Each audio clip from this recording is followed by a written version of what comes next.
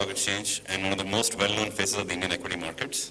He has been active over the last 16 years. He just said CNBC, so that is true as well. He's been a commentator on various financial issues and also hosts a weekly chat show. Mr. Damani. Why do we do value investing? There's only one answer why you do value investing: to get rich. Okay? You can get seriously rich through doing value investing. Now, I can't explain it better, but I know all my panelists know it, but I think for the audience who are uninitiated about this, let me quote you an example that Warren Buffett gave in a very famous speech he made.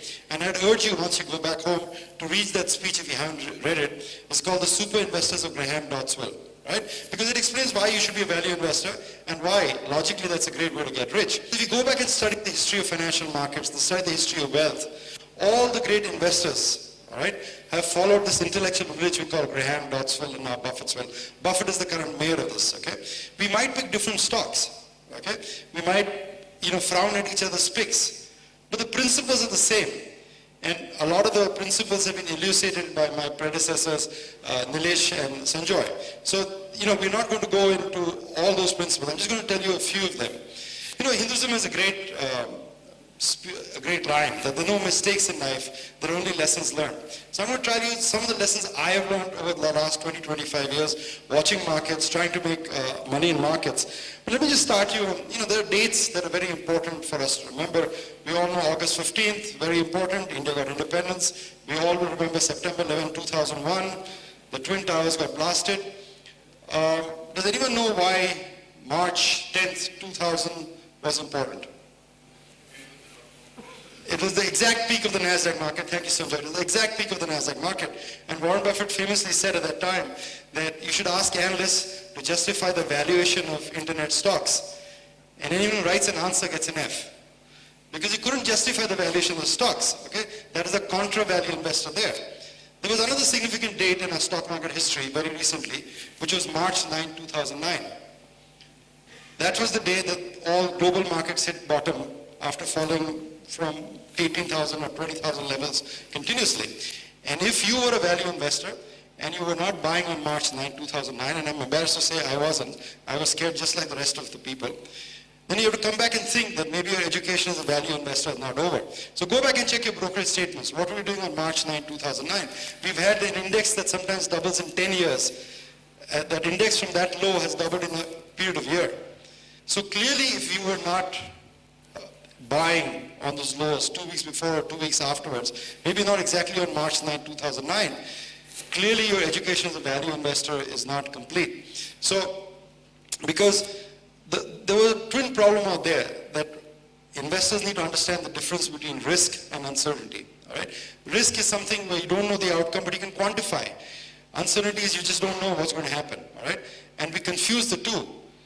There was no risk in buying the stock at that time, as Bhatta very lucidly explained, that this bunk that we teach in business school, that risk is related to reward, is just throw it out of the garbage. It's not. The way to get rich is to find stocks with low risk but high rewards. Right? But at that time, on March 9, 2009, we all had a collective fright, global collective fright going on. We just didn't know. The world was coming to an end, this would happen, that would happen. But you just looked at the sheer prices that you were getting stuff. It was just so cheap, it's unbelievable. And why did I fail, for example? It's the hardest thing to do, to buy when others are selling and to sell when others are buying, or to be greedy when others are being fearful, or to be fearful when others are being greedy. It is one of the hardest things to do in the financial marketplace. And until you learn to do that almost mechanically, you're not going to be a great value investor. So it's very important that you train your mind, to think, what are then some of the lessons that you want to learn in this value investing business that would help you become a better value investor? The first thing, as Bhatta said, is pessimism is your friend actually. But the one thing I've learned in life that you have to load up.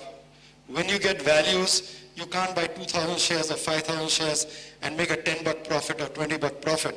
It's the surest way to the poorhouse. You have to back up the truck and buy it. Now, how do you figure out value? There are two ways you could look at it, all right? You could, like Ramdev very successfully picked Bharti. He bought it at 40 rupees, not because it was cheap at that time. It was a company making a loss at that time. There was no PE significant to speak at. But Ramdev had the clairvoyance to look 10 quarters down the road, 12 quarters down the road, and figured out that Bharti would own 100 million subscribers in India. That would be the cash flow 5 years from now. So he figured out that compared to what it can be in 10 years, we're getting it a substantial discount to its current price. So he went in and bought Bharti. The flip side of value investing is that you find something that's already valuable and say, this just doesn't make sense. I bought, for example, a company called United Spirits. It was available in the bottom of this bear market for 200 crores market cap, right? Now you think about it logically, that you got 50% of India's alcohol market, because Vector had 50% of India's alcohol market, in a nation where 50% of the population is below 21 years of age, in a nation which is non-Islamic, so there's not going to be any prohibition against drinking, where youth is coming up, where spending power is increasing. I mean, people would cross the Atlantic Ocean and swim in order to buy that company. And here the stock market is valuing at 200 crores, and people weren't willing to buy it. You know, that's just the nature of the stock market. It tends to give you these extraordinary bargains over a period of time. Why this happens, I cannot tell you, but it happens. So to come back to the first point I was saying, that you need to load up on the marketplace when the opportunity gives you, because such opportunities, such insights will be very rare in your life.